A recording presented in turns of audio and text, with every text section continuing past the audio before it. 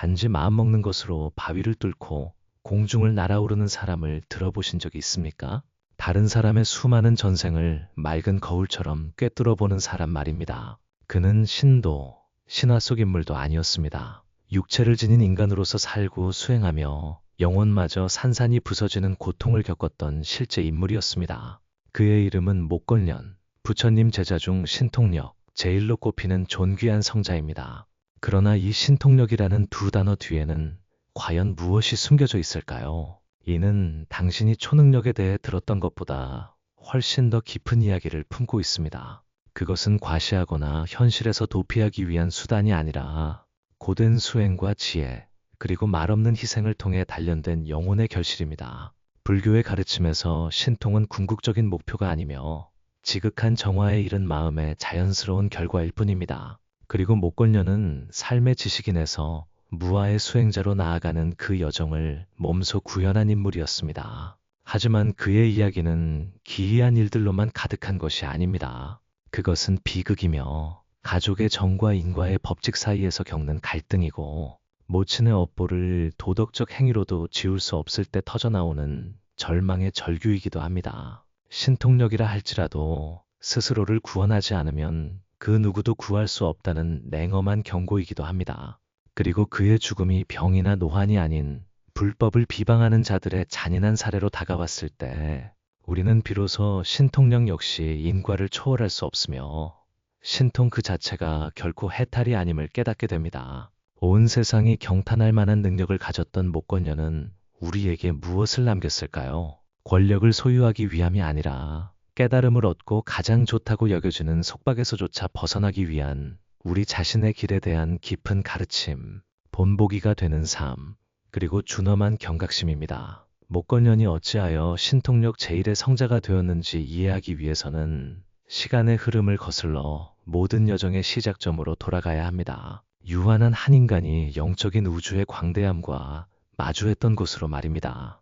그렇다면 목걸련은 누구였으며 무엇이 그를 부처님께로 이끌었을까요? 그 여정은 운명적인 우정, 인간의 삶을 초월하는 깊은 약속에서 시작됩니다. 그들은 마음을 터놓은 직이었고 인간 세상의 어두운 밤을 밝히는 두 개의 찬란한 지혜의 등불이었습니다. 한 사람은 칼날 같은 지혜를 가진 사리불로 단 한 번의 가르침으로 만법을 꿰뚫어 볼 수 있었습니다. 다른 한 사람은 목걸련으로 깊은 직관과 영적인 심오함을 지녔으며 당시 가장 깊은 선정의 근기를 가진 이로 여겨졌습니다. 그들은 아직 부처님을 알지 못하던 어린 시절부터 서로 만났습니다. 그들은 외도 스승들의 제자로 진리를 찾아 수많은 길을 헤매었고 존재의 본질과 삶의 궁극적인 목적에 대해 몇 시간씩 논쟁을 벌였습니다. 그러나 배우면 배울수록 그들은 큰 공백을 발견했습니다. 이론으로 가득한 교리들과 고통이 전혀 줄어들지 않는 현실 사이의 간극이었습니다. 어느 날 저녁, 마가다국의 오래된 길에 옅은 황금빛 노을이 드리울 때 사리불은 한비구승과 마주쳤습니다. 그의 걸음걸이는 고요하고 발걸음은 여유로우면서도 견고하여 마치 한 걸음 한 걸음이 경전 같았습니다. 그 사문사문의 얼굴은 말이나 지식에서 오는 것이 아니라 평범한 사유를 초월한 곳에서 오는 평온을 머금은 듯 환하게 빛나고 있었습니다. 사리불이 물었습니다. 도반이시여, 당신의 스승은 누구시며 무엇을 가르치십니까? 비구승은 간결하게 미소 지으며 답했습니다. 저는 세존이신 석가모니 부처님의 제자입니다. 그분은 탐욕에서 벗어나되 육신을 괴롭히지 않는 중도를 가르치시며 사성제 사성체를 명확히 보고 팔정도를 따라 걷는 길을 설하십니다. 이 말을 듣는 순간 사리불은 마치 벼락을 맞은 듯 했습니다. 그의 내면 깊숙이 무언가가 깨어났습니다. 그는 돌아와 목걸련에게 이 이야기를 전했습니다. 그때 목걸련의 눈은 환하게 빛났고 한치의 의심이나 망설임도 없었습니다. 둘은 함께 부처님을 찾아가기로 결심했습니다. 부처님과 마주했을 때 긴 법문이나 복잡한 의례는 필요 없었습니다. 단지 한 번의 시선, 고요한 현존만으로도 부처님은 그들의 마음에 깨달음의 문을 열어주셨습니다. 그 순간 둘은 무릎을 꿇고 출가하기를 청했습니다. 그리고 놀라운 일이 일어났으니 배우기 시작한 지 단 7일 만에 목걸련은 아라한과를 증득하고 해탈을 성취했습니다. 무량겁으로부터 이분이 바로 승단, 제1의 신통력을 지닌 성자시다. 그 신통력은 어디에서 온 것일까요? 초자연적인 존재로부터 받은 선물이었을까요? 아니면 육체와 평범한 사고의 한계를 넘어선 내면 여정의 결과였을까요? 그것을 이해하려면 우리는 신통력의 본질을 깊이 들여다봐야 합니다. 부처님조차 양날의 칼이라 경고했던 그 힘 말입니다. 신통력을 이야기할 때 사람들은 흔히 신비롭고 환상적인 것, 마치 신으로부터 부여받은 초월적인 권능처럼 상상합니다. 그것을 소유한 자는 더 이상 속세에 속하지 않는 존재라고 여기기도 합니다. 그러나 불법의 빛 안에서 신통은 마법이 아닙니다. 그것은 간청의 산물도 아니며 어떤 창조주의 선물도 아닙니다. 그것은 지극히 순수하고 초월적인 수준까지 단련된 내면에서 자연스럽고 필연적으로 생겨나는 결과입니다. 목곤련에게 신통력은 하룻밤 사이에 온 것이 아니었습니다. 마음속에 불현듯 나타난 찬란한 섬광이 아니라 무량겁에 걸친 수행과 깊은 선정, 엄격한 계율, 흔들리지 않는 확고한 지혜의 결정체였습니다. 그는 사선정을 행하여 몇 시간 동안 흔들림 없이 선정에 들었고 만법의 본질을 그 뿌리까지 관조했습니다. 그 상태에서 마음이 물질, 느낌, 생각, 형성, 의식에 묶이지 않게 되자 육체와 시간, 공간의 평범한 한계 또한 점차 사라졌습니다. 부처님께서는 수행자가 성취할 수 있는 6가지 신통력이 있다고 가르치셨습니다. 천한통, 천이통, 타심통, 숙명통,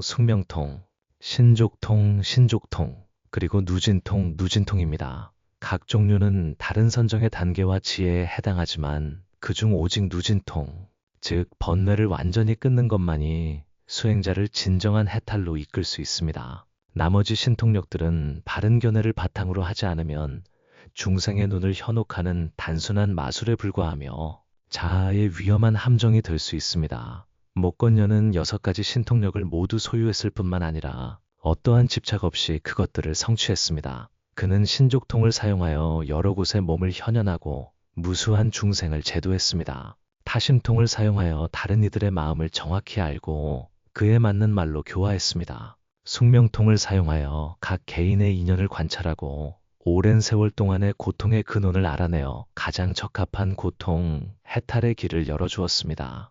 그러나 그의 신통력을 순수하고 위대하게 만든 것은 외적인 힘이 아니라 더 이상 집착하지 않는 내면이었습니다. 그는 신통력을 무엇인가를 증명하는 도구로 여기지 않았고 남을 굴복시키거나 자신의 우월함을 과시하는 데 사용하지 않았습니다. 오히려 무명의 어둠에 갇힌 이들을 위해 제때 적절한 곳을 비추는 작은 등불처럼 사용했습니다. 한 번은 목건련이 외도 무리 앞에서 신통력을 나타내어 그들이 그릇된 견해를 버리도록 했습니다. 그는 공중으로 날아올라 허공에서 선정에 들었고 온몸에서 빛을 발했습니다. 그 광경은 많은 이들을 경외하게 하고 감동시켜 어떤 이는 부처님께 귀의하기를 청했습니다. 그러나 그는 돌아온 후 평소처럼 좌선하며 자신이 방금 행한 일에 대해 한마디도 하지 않았습니다. 자랑하지 않았고 자만하지 않았으며 자신을 남보다 우월하다고 여기지 않았습니다. 바로 그것이 진정한 신통력의 핵심이었습니다. 욕망에서가 아니라 내려놓음에서 태어난 힘, 자아가 사라졌을 때 비로소 발현되는 능력, 인연이 무르익으면 꽃이 피듯 구름이 걷히면 달이 차오르듯 자연스럽게 일어나는 영적인 현상입니다. 그러나 승단 제1의 신통력을 지녔기에 목건녀는 가장 고통스러운 시련, 즉 신통력으로도 해결할 수 없는 비극을 짊어지게 됩니다. 그것은 지옥에 떨어진 사랑하는 어머니와 그녀를 그 무거운 업보에서 구하기 위한 그의 가슴 아픈 여정 이야기입니다. 신통력이 아닌 그 모든 권능보다 더 강한 어떤 것, 즉 효심과 한없는 자비심으로 말입니다. 지옥은 멀리 떨어진 곳에 있지 않습니다. 그것은 우리가 태어나고 자란 곳일 수도 있고 매일 마음속에 맴도는 기억일 수도 있습니다. 목건련에게 지옥은 인간이 겪을 수 있는 가장 큰 고통, 즉 자신의 어머니가 어두운 경계에서 고통받고 있으며 자신은 신통력을 가졌음에도 즉시 구원할 수 없다는 사실과 마주해야 하는 곳이었습니다. 이야기는 목건련이 아라한과를 증득한 후 천한통을 사용하여 여러 세계를 관찰하며 자신을 낳고 길러준 어머니가 어디에 있는지 살피면서 시작됩니다. 그 초월적인 시선 속에서 그는 어머니가 아귀도에 떨어져 있는 것을 보았습니다. 그때 목걸녀는 깊은 효심으로 어머니의 모습을 참아 볼 수 없었습니다. 그는 신통력을 사용하여 아귀도로 날아가 밥 한 그릇을 어머니께 올렸습니다. 그러나 얄궂게도 어머니가 손을 내밀어 밥을 받자마자 밥은 즉시 불꽃으로 변했습니다. 두 번째로 다시 시도했으나 불이 솟아올라 그녀의 손을 태웠습니다. 세 번째는 선정에 들어 축원을 올렸지만 어머니의 업력이 너무 무거워 그의 신통력으로도 해결할 수 없었습니다. 그는 부처님 발 아래 꿇어앉아 어린아이처럼 눈물을 흘렸습니다. 수년간의 선정수행, 수많은 공덕행, 수많은 기적들이 이제 피할 수 없는 인과의 힘 앞에서 무의미해졌습니다. 그는 외쳤습니다. 세존이시여, 저는 어머니를 구할 수 없습니다. 저의 신통력으로는 부족합니다. 어찌해야 합니까? 부처님께서는 자비로우면서도 엄숙한 눈빛으로 그를 보셨습니다. 부처님은 말씀하셨습니다. 목걸녀나, 네가 아무리 신통력이 뛰어나다 해도 승가의 공동 노력이 없다면 다른 사람의 업을 바꿀 수 없다. 오직 많은 이들의 진실한 마음, 광대한 회양, 그리고 큰 자비심이 합쳐져야만 청재의 무거운 업을 전환시킬 수 있느니라. 그리고 그때부터 7월 보름은 우란분절이 되었으니 석 달간 안거를 마친 스님들이 여러 생의 부모님께 공덕을 회양하는 날입니다. 부처님은 가르치셨습니다. 부모님이 살아계신다면 진심으로 봉양하고 부모님이 돌아가셨다면 복을 짓고 보시하고 공양하고 그들의 해탈을 위해 회양하라고요. 목걸년이 어머니를 구원한 이야기는 단순한 전설이 아닙니다. 그것은 불교에서 효행이 지닌 힘에 대한 선언이며 신통력으로는 인과의 법칙을 초월할 수 없다는 확증입니다. 그러나 자비심이 확산되고 대중의 공감으로 증폭될 때 가장 깊은 고통마저도 해결할 수 있습니다. 오늘날 사회에는 권능을 갈구하고 심오한 법문을 수행하며 천안통, 천이통, 타심통을 얻기를 바라는 이들이 많습니다. 그러나 그들은 가장 첫째이자 가장 중요한 신통력이 바로 효심과 부모님의 은혜에 대한 감사와 보답이라는 것을 잊고 있습니다. 몇 시간 동안 선정에 들고 수천 생의 일을 알 수 있다 해도 효심이 없는 자는 도도에서 아직 멀리 떨어져 있습니다. 목걸녀는 신통력을 사용했지만 무력감에 울었고 결국 진정한 길은 외부 세계를 정복하는 것이 아니라 가장 가까운 곳, 가장 신성한 곳인 부모님으로부터 시작하여 내면의 마음을 변화시키는 것임을 깨달았습니다. 하지만 성인이라 할지라도 그는 가혹한 운명을 피할 수 없었습니다. 그리고 어느 날 그의 신통력은 전생의 업보가 폭풍처럼 되돌아왔을 때 자신의 생명마저 구하지 못했습니다. 이 우주는 신들의 자비심으로도 간절한 기도로도 움직이지 않습니다. 인과의 법칙에 의해 끊임없이 흐르는 강물처럼 선악을 소용돌이치는 물결 속에 휘감으며 흘러갑니다. 목걸년처럼 만법의 본질을 명확히 보고 모든 번뇌를 끄는 아라한 성자조차도 무량겁에 걸친 먼 옛날의 인연으로 인한 업보를 피할 수 없었습니다. 사람들은 흔히 신통력이 있어 허공을 날고 미래를 미리 알며 바위를 뚫고 다닐 수 있다면 무엇을 두려워하고 무엇을 못할 것이 있겠는가 생각합니다. 그러나 신통제일로 칭송받던 목걸년 바로 그가 후대 모든 이들을 전율케 하는 결말을 경험했습니다. 그것은 그를 증오하는 외도 무리에게 발견되어 매복 공격을 당했을 때였습니다. 그들은 평범한 사람이 아니라 목걸년이 그릇된 견해를 폭로하여 지위와 신도 그리고 정법의 빛이 확산되면서 권력까지 잃었던 자들이었습니다. 그들은 가슴에 불덩이를 품고 매일 증오를 키웠습니다. 그리고 때가 오자 그들은 교리를 공격하지도 이치로 논쟁하지도 않았습니다. 그들은 더욱 잔혹한 방법, 즉 폭력으로 그를 제거하는 길을 택했습니다. 그들은 그를 애워싸고 난타하여 몸이 산산이 부서지고 피가 땅과 모래를 적실 정도였습니다. 그러나 놀랍게도 고문을 당하면서도 목걸년은 전혀 저항하지 않았습니다. 그는 공중으로 날아올라 세상을 떠날 수도 있었지만 그렇게 하지 않았습니다. 그는 나뭇가지에 달린 마지막 잎새처럼 고요히 고통을 견디며 바람에 따라 떨어져야 함을 알고 거스르지 않았습니다. 그 후 마지막 남은 힘으로 그는 최후의 신통력을 사용하여 부처님께 마지막으로 절을 올리러 돌아왔습니다. 그는 무릎을 꿇고 멍들고 산산이 부서진 몸을 바치며 세존께 이제 옛 업보를 모두 갚을 때가 되었음을 아뢰었습니다. 부처님은 막지 않으셨고, 만약 그 인연이 무르익었다면 신통력은 자연을 거스르거나 우주의 정의를 파괴하지 않습니다. 신통력이 할 수 있는 유일한 일은 우리가 더 깊이, 더 명확하게, 더 넓게 보도록 도와 이해하고 내려놓고 받아들이도록 하는 것입니다. 그리고 목건녀는 바로 그렇게 했습니다. 그는 원망하지도 애원하지도 피하려 하지도 않았습니다. 그는 인생의 마지막 밤을 지새우는 자처럼 고요히 옛 업보를 받아들였습니다. 밤이 아무리 길어도 새벽은 올 것임을 알았기 때문입니다.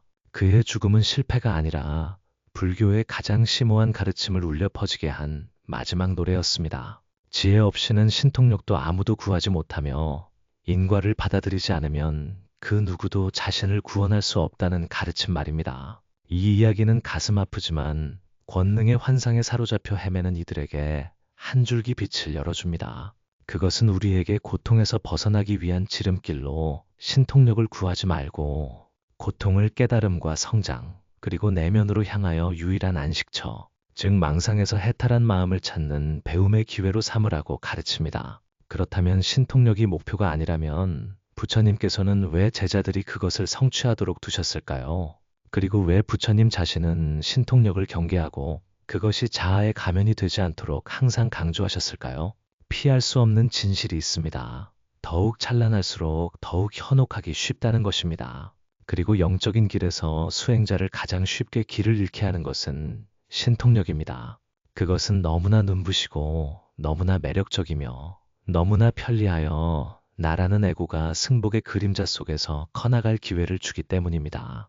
부처님께서는 45년간의 설법 동안 신통력을 수행의 목표로 내세운 적이 한 번도 없습니다. 오히려 그분은 여러 번 경고하셨습니다. 자아 집착을 끊지 않고 신통력을 구하는 자는 날카로운 칼을 들고도 다루는 법을 몰라 스스로 피를 흘리는 것과 같다고 말입니다. 그분에게 신통력은 수행의 길에서 부수적으로 생겨나는 꽃일 뿐 해탈이라는 잘 익은 열매가 아니었습니다. 만약 마음이 그것에 집착한다면 그 신통력은 황금 족쇄와 다를 바 없습니다. 아름답지만 여전히 족쇄인 것입니다. 목건녀는 신통력 제1이었음에도 불구하고 그것을 자신을 증명하는데 결코 사용하지 않았습니다. 과시하지 않았고 위세를 부리지 않았으며 그것을 도덕적 행위의 근본으로 삼지 않았습니다. 그는 자아가 개입하는 순간 자비로운 행동이라 할지라도 자아의 표현이 될 수 있음을 명확히 알았기 때문입니다. 어떤 수행 초보자들은 선정 중에 작은 빛을 보거나 허공에서 몇몇 소리를 들으면 곧 자신이 도를 깨달았다고 착각합니다. 어떤 이들은 몇몇 영적인 기술을 익히고는 갑자기 오만해져 남을 경시합니다. 그들은 능력이 지혜와 함께하지 않으면 재앙이 되고 계율이 없는 신통력은 양날의 칼이라는 것을 잊습니다.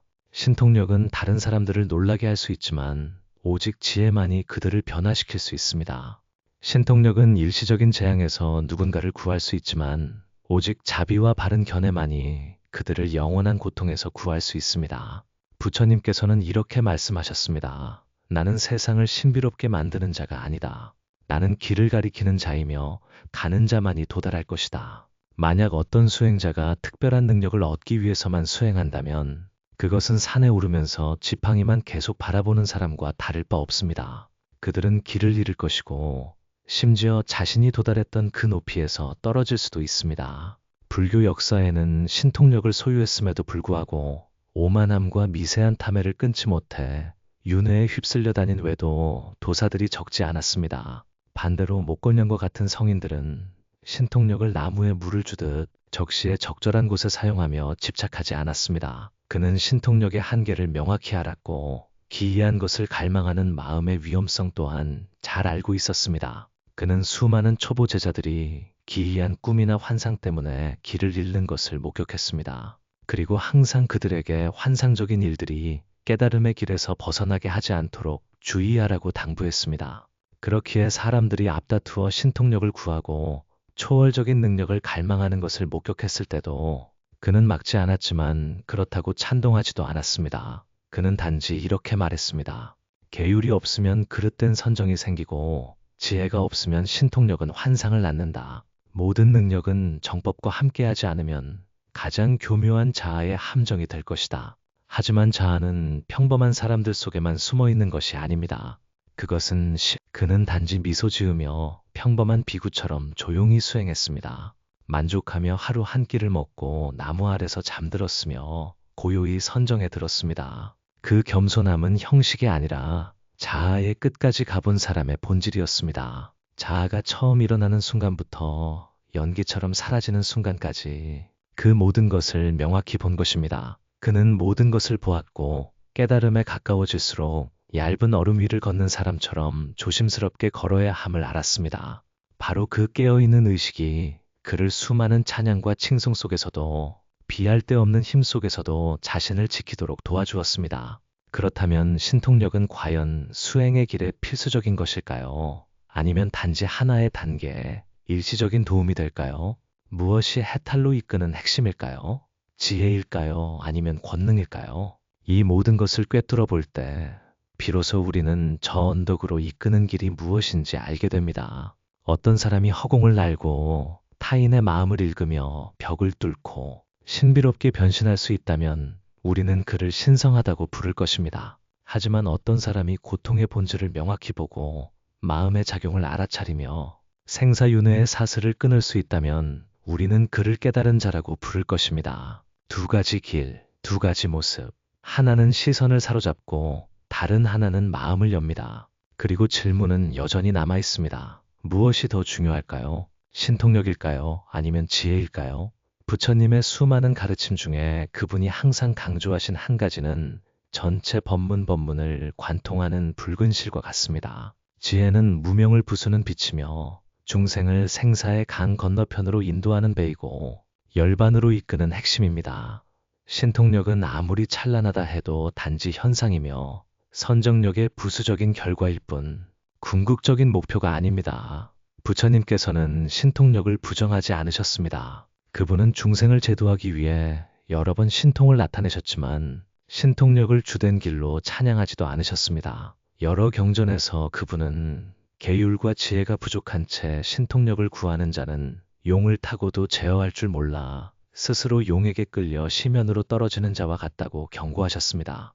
반대로 지혜는 깊은 관조의 결과입니다. 그것은 요란하지 않고 환상적이지 않으며 번쩍이는 빛처럼 눈부시지 않고 밤의 작은 등불처럼 고요합니다. 그러나 바로 그 등불이 무명의 안개 속을 헤쳐나갈 수많은 이들에게 길을 안내합니다. 목건녀는 신통력과 지혜의 합의를 완벽하게 상징하는 인물입니다.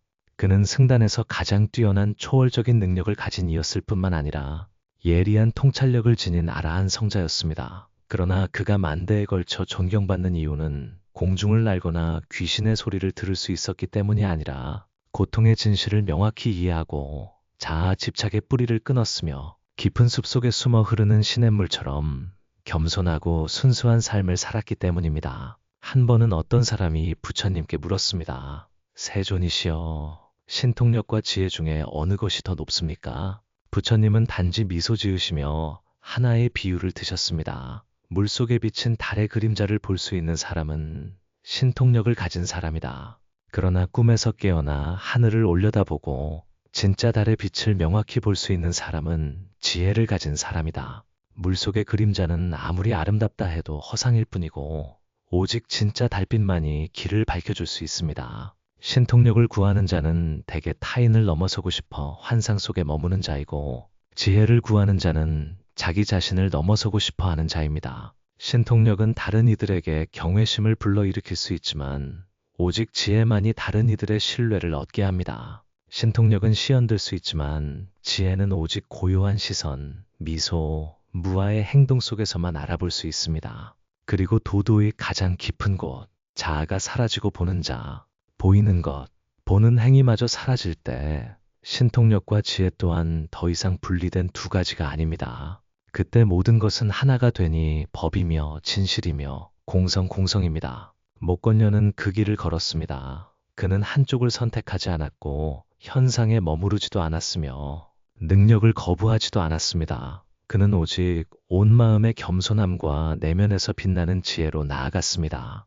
바로 그것이 그의 신통력을 투명하게 만들었으니 더 이상 자아의 색깔을 띠지 않고 소유의 냄새도 풍기지 않게 된 것입니다. 인간이 점점 더 권력과 통제를 갈망하는 세상에서 그의 가르침은 신통력이라는 두 단어는 마치 옛 이야기처럼 들립니다. 사람들이 기술, 데이터, 속도를 쫓아가는 시대에 신통력은 여전히 설 자리가 있을까요? 아니면 그것은 단지 먼 옛날의 아득한 기억, 현대인이 경전 속에 남겨두어야 할 전설일까요? 이 질문은 단순해 보이지만 깊은 진실을 품고 있습니다. 신통력은 인간을 떠난 적이 없으며 단지 우리가 그것을 잘못 이해했을 뿐입니다. 오늘날 신통력은 더 이상 하늘을 나는 모습이나 공간을 초월하는 여정으로 나타나지 않습니다. 그러나 그것은 내면으로 돌아가고 경청하며 눈, 귀, 코, 혀뿐만 아니라 내면의 미세한 감각으로 세상을 직관할 줄 아는 모든 영혼 속에서 조용히 살아 숨쉬고 있습니다. 다시 한번 되돌아봅시다.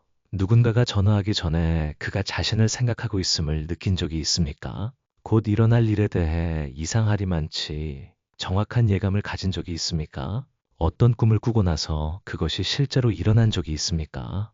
어떤 방에 들어갔을 때 설명할 수 없는 긍정적이거나 답답한 에너지를 즉시 느낀 적이 있습니까? 이 모든 것들은 부처님 시대에는 타심통, 천이통, 천안통으로 분류되었던 것입니다. 선정과 섬세한 내면을 통해 개발된 초월적인 능력 말입니다. 그러나 오늘날 우리는 그것들을 직관, 육감 또는 더 나쁘게는 우연이라고 치부합니다. 아닙니다. 그것들은 우연이 아닙니다. 그것들은 과학이 아직 설명하지 못하는 인간 내면의 가장 깊은 부분입니다. 그러나 불교는 2500년도 더 전에 그것을 묘사했습니다. 마음은 단순한 생각이 아니라 모든 현상을 연결하는 에너지 장이라고 말입니다. 그렇다면 현대시대의 신통력이란 무엇일까요? 그것은 상대방이 한마디도 하지 않아도 그를 감지할 수 있는 능력입니다. 주변이 혼란스러울 때도 평온을 유지하는 능력입니다. 눈빛 속의 위선과 침묵 속의 진실을 알아차리는 능력입니다. 자신 안에 업력이 작용하고 있음을 감지하여 잘못된 씨앗을 계속 심지 않는 능력입니다. 갈등의 원인이 다른 사람에게 있는 것이 아니라 자신의 반응하는 마음에 있음을 깨닫는 능력입니다.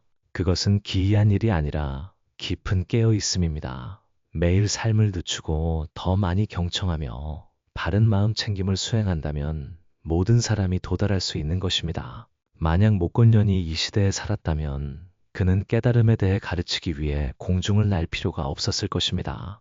그는 시끄러운 도시 한가운데 고요히 앉아 있었을 것이고 그의 고요한 현존만으로도 번잡하게 헤매는 영혼들을 충분히 진정시켰을 것입니다. 왜냐하면 진정한 신통력은 아무도 할 수 없는 일을 하는 것이 아니라 아무도 감히 살지 못하는 삶을 사는 것이기 때문입니다. 진실과 깨어있음, 내려놓음, 그리고 내면의 자유를 말입니다. 그리고 그렇기에 당신이 선정에 들지 못하고 전생을 기억하지 못하며 육도 윤회나 환상을 보지 못한다 해도 만약 당신이 바른 마음 챙김으로 살고 상처 주는 말을 하기 전에 멈출 줄 알며 분노 대신 자비를 선택하고 무지한 반항 대신 인내심을 가질 줄 안다면 당신은 진정한 신통력의 길을 걷고 있는 것입니다. 모든 사람이 목건년이 될 필요는 없지만 모든 사람은 현대 생활의 인위적인 한계를 극복하기 위해 그의 내면의 힘을 사용하는 법을 배울 수 있습니다.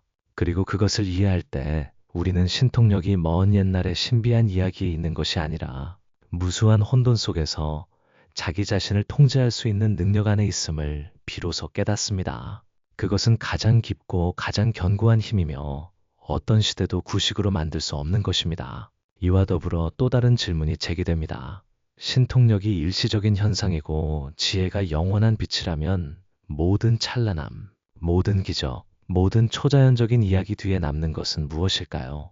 목건년이 세상에 남기고 싶었던 핵심적인 가르침은 무엇일까요? 신통력도 명성도 아닌 바로 내려놓음, 효행, 그리고 무아의 마음으로부터 오는 해탈입니다. 신통력은 결국 사라질 것이고 전설들은 시간의 안개 속에서 희미해질 것입니다. 그러나 결코 오래되지 않고 역사에 의해 닳지 않으며 시대의 소음에 가려지지 않는 것들이 있습니다. 그것은 바로 도덕적 행위입니다. 그리고 우리가 목건년에 대해 기억해야 할 단 한 가지를 선택해야 한다면 그것은 그가 보여주었던 초월적인 능력들이 아니라 어머니를 고통에서 구하려는 마음, 칭찬 앞에서의 겸손함, 원수 앞에서의 자비로운 침묵, 그리고 삶의 마지막 날들 속에 번뇌의 파문이 없는 눈빛. 그러나 더 깊이 관조할 때 우리는 그가 존경받는 이유가 신통력을 가졌기 때문이 아니라 지혜와 자비가 함께하지 않을 때는 신통력을 사용하지 않았기 때문임을 비로소 알게 됩니다. 그는 그것이 올바른 길이 아님을 알았기에 신통력으로 어머니를 구원하기를 거부했습니다. 그는 업보는 갚아야 한다는 것을 알았기에 피할 수 있었음에도 죽음을 회피하지 않았습니다. 그리고 그 받아들임이 바로 통찰지혜의 정점이었습니다. 과시로 가득 찬 시대, 가치가 팔로와 수, 상호작용, 기이한 일 또는 화려한 칭호로 측정되는 시대에 목건년의 이야기는 최고의 단순함으로 돌아가라는 초대와 같습니다. 즉 순수한 마음, 굳건한 의지, 그리고 고통의 뿌리까지 꿰뚫어 볼 줄 아는 눈만 있다면 그 이상 필요한 것은 아무것도 없다는 것입니다. 그의 여정은 깨달음이 위대한 일을 할 수 있는 능력에서 오는 것이 아니라 매 순간을 바른 마음 챙김으로 살고 모든 번뇌를 바른 지혜로 내려놓으며 차별 없는 마음으로 모든 존재를 사랑하는 능력에서 온다는 생생한 증거입니다. 그는 유려한 설법으로 가르치지 않았고 절을 짓지도 않았으며 책을 쓰지도 않았고 자신만의 종파를 만들지도 않았습니다. 그는 단지 살았습니다. 그러나 그가 살았던 방식, 고요하고 초연하며 이기적이지 않았던 그 방식 자체가 무한한 법문이었습니다. 아마 이 세상에는 더 이상 목걸년과 같은 사람이 없을 것입니다. 그러나 우리 각자가 부모에게는 효심으로, 다른 이에게는 성내지 않는 마음으로, 자신에게는 깨어있음과 겸손함으로 행동하기 시작한다면 그는 결코 우리를 떠나지 않은 것입니다. 그리고 그때 신통력은 더 이상 전설 속의 신비한 것이 아니라 일상생활 속의 작은 빛이 될 것입니다. 선량한 행동, 이해하는 눈빛, 위로하는 말, 분노와 짜증을 내려놓는 생각. 바로 그때 우리는 특별해지기 위함이 아니라 자유로워지기 위해 성인들의 길을 진정으로 걷게 됩니다. 미망에서 벗어나고 속박에서 벗어나며 무엇인가를 항상 증명하려 하는 자기 자신으로부터 자유로워지는 것입니다. 그리고 아마도 그것이 목건년이 남긴 가장 깊은 메시지일 것입니다. 신통력은 다른 이들을 경악하게 할 수 있지만 오직 도덕적 행위만이 세상을 평온하게 할 수 있습니다. 모든 사람이 신통력을 믿는 것은 아닙니다. 모든 사람이 업보를 이해하는 것도 아니고 목건년의 이름을 들었다고 해서 모두가 그가 남긴 깊은 의미를 느낄 수 있는 것도 아닙니다. 그러나 당신이 누구이든 어디에 있든 번화한 도시에서 살든 고요한 방에서 살든 만약 당신이 살면서 단 한순간이라도 멈춰서서 이 세상에서 진정으로 중요한 것은 무엇인가 하고 스스로에게 물어본 적이 있다면 목건년의 이야기는 먼 옛날부터 울려 퍼지는 하나의 대답이 될 것입니다. 한 인간의 삶이 길든 짧든 윤회의 세계에서 한 호흡에 불과합니다. 어떤 능력이 아무리 위대하다 해도 인과의 포위망을 벗어날 수 없습니다. 그리고 깨어있음과 자비로 살 줄 아는 마음이라면 신통력이 없어도 자신과 다른 이들의 삶 전체를 변화시킬 수 있습니다. 목건년은 살아있는 기적처럼 역사에 남지 않았습니다. 그는 고요한 산처럼 시간의 비바람 속에 서서 우리에게 가장 경이로운 것은 하늘을 날 수 있는 곳에 있는 것이 아니라 겸손하게 고개를 숙일 줄 아는 곳에 있음을 상기시키기 위해 사람들의 마음속에 새겨졌습니다. 만법을 볼 수 있는 곳에 있는 것이 아니라 자기 자신을 볼 수 있는 곳에 있습니다. 세상을 변화시키는 데 있는 것이 아니라 매 순간의 삶 속에서 자신의 마음을 변화시키는 데 있습니다. 그리고 언젠가 당신이 스스로에게 부모님을 위해 무엇을 할 수 있을까? 어떻게 살아야 고통과 분노와 원망이 줄어들까? 이 혼란스러운 세상 속에서 나는 어디로 가야 할까? 라고 묻는다면 목건년처럼 아들로서, 인간으로서, 제자로서 도리를 다하며 완전한 평온 속에서 세상을 떠난 한 사람이 있었다는 것을 기억하십시오. 그는 권력도 금은보화도 남기지 않았습니다. 오직 내면으로 향하는 길만을 남겼습니다. 높은 산에서 흘러내려온 시냇물처럼 고요하지만 견고하게 수많은 급류와 폭포를 지나면서도 결코 자기 자신을 잃지 않는 그 길을 말입니다.